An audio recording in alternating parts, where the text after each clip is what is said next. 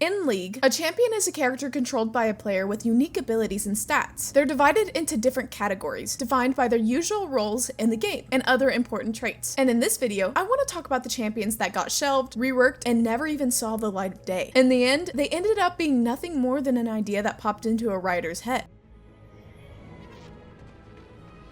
Kicking off our list, even though he's not the oldest on it, we've got the mythical Aoshin. For a long time, he was basically a community legend. That's because he was teased in a preview back at the end of 2013 as a storm dragon with Eastern inspiration. At the time, he was still in the early stages of development, but then nearly 3 years went by and nothing came out, to the point where Riot was getting bombarded with the question, where's Aoshin? Everywhere, including during the old Q&A sessions they used to do with players, according to a writer named Case Inquidi Grenke. She even admitted they messed up by staying so quiet about it, and she confirmed that the dragon champion everyone had been waiting for wasn't going to be the same anymore. Instead, he got reworked into Aurelian Soul, scheduled to release in the first half of 2016. And even though Aoshin never launched as a champion, there was actually quite a bit of material already made for him. The devs who were working on him seemed pretty hyped about the project. In a post by Rioter62, when he first gave that preview, there were some really interesting details. According to him, Aoshin was a powerful storm dragon and a protector of the natural world, and the legend said that when Ionia faced its greatest crisis, he would descend from the skies to help the Ionians. It's kind of wild to think that if he hadn't been turned into Aurelian and was actually released following that original story, Aoshin would have pretty much shown up during the second Noxian invasion of Ionia, or maybe even in a third one. And according to 6.2, Ao is the surname of the mythological dragon kings who ruled over water and weather. That already made it clear that he was meant to be this being of great power and elegance, above human worries and rules. As for Shin, it could mean a bunch of different things. One of them is prosperity, another is rising storm, so the character basically embodied an elemental duality, where he could bring rainfall and good fortune to his allies, and in the very next moment unleash a roaring storm of ruin on his enemies. And the rest was basically just talking about how hard the team was struggling to figure out his anatomy and movement, while still trying to make it feel like something brand new for the game. One detail though, on July 15th, 2013, the community got a little spark of hope for Aoshin because a figure identical to his concept showed up in the interactive comic for Spirit Guard Udyr. But unlike the others on this list, Aoshin is the only one who actually became real in the end, thanks to the skin Storm Dragon Aurelian Soul, released in February 2020, which even has a joke about how long it took for the character to finally show up.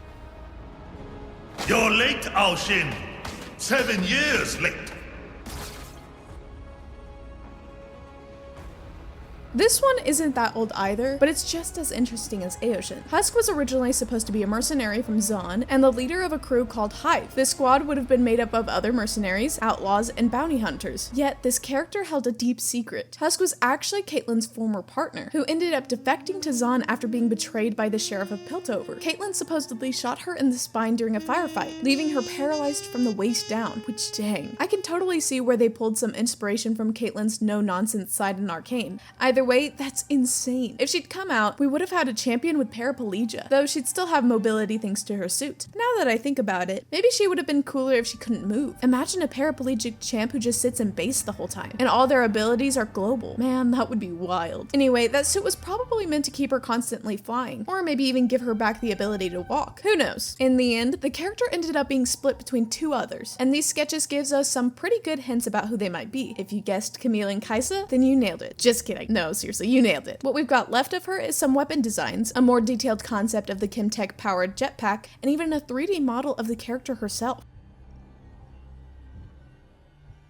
Now, moving on to one of the oldest ones, we've got Well, a kind of aquatic mage whose development actually started back in League's beta days. That was way back in the dial-up internet era, when Riot even sold the game on a CD for you to install on your PC. Anyway, Well's abilities revolved around summoning storms, vortexes, and all sort of water-based stuff. According to the wiki, he was meant to be a support mage, and that's true, because the character actually had a full kit that was pretty functional. His passive was called Soothing Aura. It gave nearby allies 0.4 to 0.8 mana per second, scaling with level. His Q was called Summon Water Elemental. We don't have too many details, but apparently it would summon some kind of seahorse looking creature. His W was Crushing Wave, which created a column of water that shot in a straight line, damaging enemies. This ability also had a passive where if the wave touched a water elemental, that elemental would release another wave in the direction it was facing. His E was Vortex. Basically, it created a whirlpool at the target location that dealt damage every second. Enemies trying to move away from the vortex got hit with a massive 90% slow, which is just absurd. But enemies moving perpendicular to it only got slowed by 30%. Pretty interesting skill. And Well's ultimate was called Torrent, where he would summon torrential downpour that covered the entire map. It boosted health and mana regen for all allies, and they also got increased magic damage during it. Oh, and he even had lore, which is honestly longer and more interesting than a lot of the ones champions have today. And it goes like this. Residing in his scheduled temple at the edge of the Corbin Sea, Soterios, the self-named high priest, became notorious in the surrounding area for his daily rituals of rebirth, which he performed on the fearful townsfolk. The ritual of rebirth consisted of Soterios dragging a screaming innocent to the shore and forcing them below the thrashing waves until the water filled the poor soul's lungs and he was rendered unconscious. Soterios would then proceed to then rebirth the lost man by bringing him back to the shore and pressing his holy hands upon the victim's chest until he was brought back choking and coughing, reborn into the world as acolytes to the high priest. For years, Soterios conducted his rituals of rebirth unchallenged. Grown fanatical in his success with the rituals, Soterios was sure in his belief that his own rebirth would result in a divine transformation of his body, elevating him to an even higher level of power. At a command from Soterios, his acolytes lowered the high priest into the cold, dark sea. Unfortunately, his rebirth did not go as planned, and as water filled his lungs, the dying high priest made one last plea to the higher powers. Reborn by the immortals, he renamed himself Well the Hydrosoul and lives only to do their bidding. Pretty crazy, right? The guy basically forced people into a kind of baptism, just like the Iron Islands dude did for their drowned god in Game of Thrones. But it wasn't the creepy story that got Well cancelled. The real problem was that he needed a ton of particle effects, since, you know, the dude was literally made of water. And back then, League's tech wasn't exactly top tier, not even for that time. But honestly, you can kinda understand, right guys? They were just getting started, money was super tight. And because of that, our buddy Well ended up with the tragic fate of cancellation. But over time, as tech advanced and League got more and more popular, filling Riot's pockets, the designers decided to take what they couldn't do with Well and use it to bring to life the next champion I'm gonna talk about. But before that, I'd like to mention that we've got a store. Right now, we've got 5 designs available and 1 more on the way. Here's a little spoiler. Anyways, we've got tons of products, so go check them out. Links in the description. And while you're down there, don't forget to subscribe, drop a like on the video, and maybe even consider becoming a member to get access to a bunch of cool perks.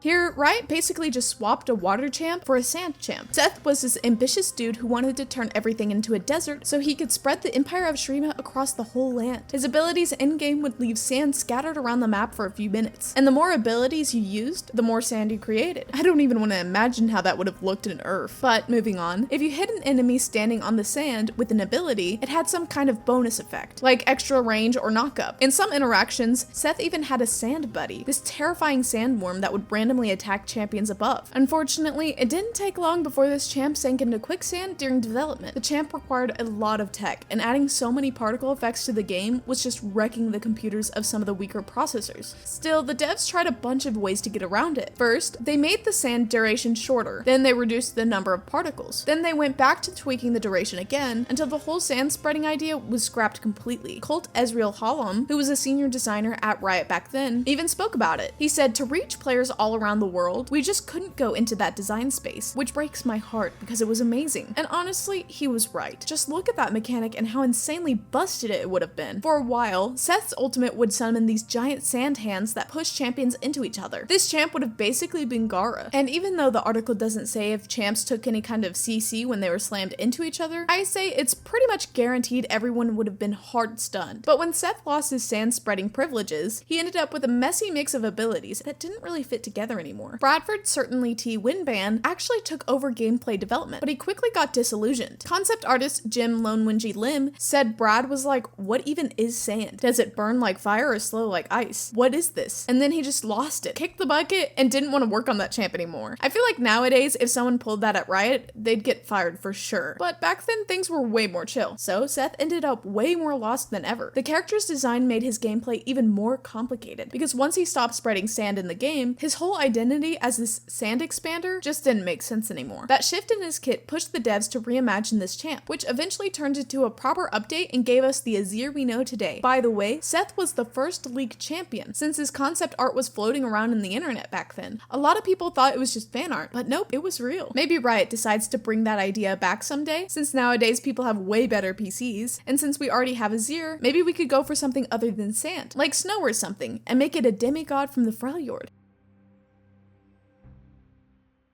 If today we've got Maokai, Zyra, and Ivern in League, you can thank David for that. He was the very first champion with that whole flora creature vibe. According to Riot, the character just didn't really fit the theme of the game, but honestly, I don't really agree with that. I'm not gonna dive too deep into his kit, since most of it basically turned into what Zyra's abilities are today. The most unique one, though, was Animate Vitalis. David would consume one of the vines that sprouted near him, kinda like Zyra's little seedlings, and with that, he'd grow a living plant that healed allied units every 3 seconds. This plant had 100 HP and lasted 20 seconds. As for the lore side of things, here's what we had. Born into the world as a tiny sprout, David spent much of his life basking in the rich soil near the Demacian Empire. The fertile ground allowed David to grow at an incredible rate. As David's jungle of thorns and vines grew larger, it drew nearer and nearer to the tended gardens of the Demacians. Soon, human foresters arrived in David's territory, wielding brutal axes. They began to slash their way through the jungle, destroying seedlings and woodland that had taken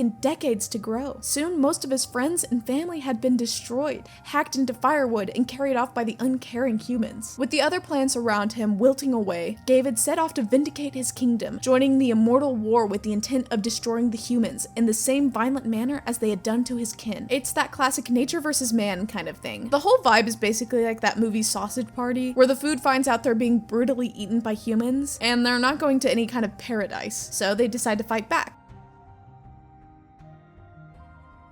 Number 6, Tabu the Voodoo Shaman. Tabu was found in the beta files of the game, just like a bunch of the other cancelled characters. Thematic similarities suggest that Tabu might have been inspired by Sorako, the witch doctor from Dota 2, and some visual and gameplay similarities could also suggest that he was reworked into the old Swain. His gameplay kit was actually really interesting, and honestly super broken. He was a peel support. His passive was called Enfeeble, and it made enemies around Tabu deal 15% less damage. That's it, straight up busted. His Q was Tattoo. When activated, Tabu linked himself to an enemy or an ally for 20 seconds, applying different effects. When linked to an enemy champion, a percentage of the damage taken by either one was shared with the other. So if the enemy took damage, part of it went to Tabu, and if Tabu took damage, part of it went to the enemy. Honestly, that's such a crazy skill. When he was linked to an ally though, Tabu shared a percentage of the healing received, and the percentages were the same, scaling from 50% up to 90% depending on the level. So like 90% of the damage Tabu took would go straight to the enemy. That's insane. Imagine you're up against an assassin, he jumps on you and tries to burst you down, but you Q him and he just dies with you, because a typical assassin definitely has way more damage than HP. His W was Circle of Ancestors. Tabu cursed a target area, dealing damage to all enemy units inside and healing all ally units. Not sure if that meant just champions or if minions counted too. His E was Pacify. Basically, Tabu pacified a target enemy unit. And yeah, this would have been a brand new CC in League, working pretty much the same way as Lulu's polymorph. His ult was Soul Drain. Here, Tabu channeled onto the target and tried to steal their soul, dealing damage and healing himself for the same amount every second. Pretty simple compared to the rest of his kit. Now, his lore wasn't really that big or interesting. As one of the few remaining voodoo shamans of Jugos, Tabu took it upon himself to educate people about his culture's twisted and remarkable powers, traveling from town to town with the local gypsies. Tabu collected a bunch of shrunken heads, shriveled ears, and wispy vials holding living souls. But he didn't have much luck selling that stuff as he expected. Like I said before, the narrative side of things was kinda lacking here. This one, if it had went up against the old Lollipoppy, would have been a legendary battle. At first, people thought Averdryan had been reworked into the old Heimerdinger, but that wasn't the case. And that was actually confirmed by a Rioter himself, Stephen Coronach de Rose. And believe it or not, there were people inside Riot fighting to get this thing added as a champion. The screenshot you're seeing on the screen comes from the old League forums, where the visual effects lead at the time, who went by Nocturne, said he was fighting hard to push Averdryan into the game. On top of that, he kept his profile picture as Averdryan's icon as a sign of protest and resistance, saying he wouldn't have changed it until the character became official. But in July of 2011, he finally changed his profile picture, since there was nothing else he could do anymore. Because back in 2010, during Halloween, you could actually see 3 open coffins off to the side of the map, down in bot lane, and inside them were David, Tabu, and finally, Averdryan himself. This was Riot's way of saying that these champions were officially dead, and that they put the final nail in their coffins. And yes, Averdryan, just like the other old cancel champs, actually had a kit. His passive was called Astral Barrier, and the only official info we got on it is that it generated 4 astral spirits. Some people also believed it created a shield, based on what the icon looked like, maybe something similar to Malzahar's shield. His Q was Astral Beam, where Average Ryan sent a spiraling beam of light at an enemy, dealing damage, and the damage couldn't be prevented in any way. His W was Detonate, which released a pulse of energy that dealt damage around the champion, and slowed enemies by up to 100 units for 5 seconds. His E was Consume Spirit, where Average Ryan absorbed one of the spirits from his passive, gaining bonus magic damage and an aura that lasted 60 seconds, dealing damage every second to nearby enemies. His ultimate was Lockdown, rooting an enemy in lethal energy, basically strangling them. Average Ryan would channel for 5 seconds, dealing damage each second to the target, and the target couldn't move or do anything. It was basically Malzahar's ult, except it would deal more damage the longer he held it. Now, when it comes to lore, there isn't any official one written down, but here's where it gets really weird. His original title was the Astral Guardian, but later it got changed to the Smurf Abortion. Bro, what kind of insane stuff was Riot doing back then? And the craziest part is that some sites say that even though Average Ryan didn't have any lore, the entire idea was that he was left in a trash can by his mother right after his birth. So yeah, this thing was just an abandoned child? Riot back then, before political correctness and before Tencent bought them, really had the guts to throw out some wild and messed up concepts. That's something they would never, I repeat, never do nowadays or any time in the future. Priscilla was a really interesting character, and honestly the one that got reused the most when it came to inspiring other champions. Her original name was actually Nidalee, but later it was changed to Priscilla. She was the very first character to go into development back in 2009, but that's where she stayed. As you can tell, her original name ended up being used for a different champion later on, and people speculate that her concept might have given birth to the old Urgot. But unlike the others, Priscilla was such a fan favorite that the community actually made a petition on the forums asking Riot to bring the Spider Queen back, and it got 24,000 votes. Obviously, Riot couldn't just ignore that. So a while later, Elise was born. She got released alongside the rework of the Twisted Treeline map, and well, maybe because she got scrapped so early on, they never really developed the lore of Priscilla, or at least no files about her story were ever found. But we do know how her gameplay would have worked. Her passive was called Camouflage, and it gave her from 20% up to 80% bonus mana regen depending on her level. Her Q was Ensnare. Priscilla threw a sticky, silky net in a small area. Enemies caught in the web were rooted for a moment, while she pulled them back towards her for another second, dealing damage based on the distance they were dragged. Her W was Inject Spiderlings. This one was passive. Her basic attacks poisoned the target, stacking a slow for 4 seconds. If the target died while poisoned, a spider spawned from its body, lasting up to 60 seconds, basically like Malzahar's Voidlings. Her E was called Thirst, and just like her W, it was also passive. In this case, Priscilla had a Bloodlust effect that gave her lifesteal. Her ult was Corpse Maker. Priscilla immobilized her target for 2.75 seconds with her back claws, then slashed them rapidly with her front claws, dealing damage every 0.25 seconds. It worked kind of like Warwick's ult, and if you looked closely at the ability icon, that thing would have 100% get censored today if it was released. Even though we never got to see Priscilla the way she was originally designed, it would be awesome if in the future we got another spider-themed champion that actually used spider legs to move around. Maybe one that was paralyzed, like Husk was supposed to be. In the Spider-Verse movie, during the chase scene with Miles Morales, there's a moment where you can see a Spider-Woman in a wheelchair moving exactly like that. Omen was kind of this quadruped demon, and honestly, he looked way more like a void creature back in the day. But according to Rioter Tom Zilius Cadwell, who talked about it in a lecture, because of some really bad design decisions, no one at Riot could even agree if Omen was supposed to be a melee DPS or ranged DPS. That lack of direction and hype around the champ kept him stuck in a limbo for a while. Eventually, even though Omen was already halfway through his development cycle, Riot realized he just wasn't going anywhere. So they scrapped him and ended up releasing Riven instead. In 2019, Riot Brian Farrell-Pony Feeney actually shared what Omen's ability kit would have looked like. Q, skill shot pass through. That's literally all it said, no extra details. W, spike pod lob. It detonated after 2 seconds, or if it got hit by another spike pod or the Q. E, a target spell that would damage and slow the target. R, a channeled, long-ranged, circular AoE damage zone, kind of like a mix between Gangplank's and Misfortune's ultimates. And here's a fun fact, there's actually a skeleton that looks a lot like him in Jurassic Kog'Maw's skin. And that's pretty much it. Thanks for watching, and I'll see you guys in the next video.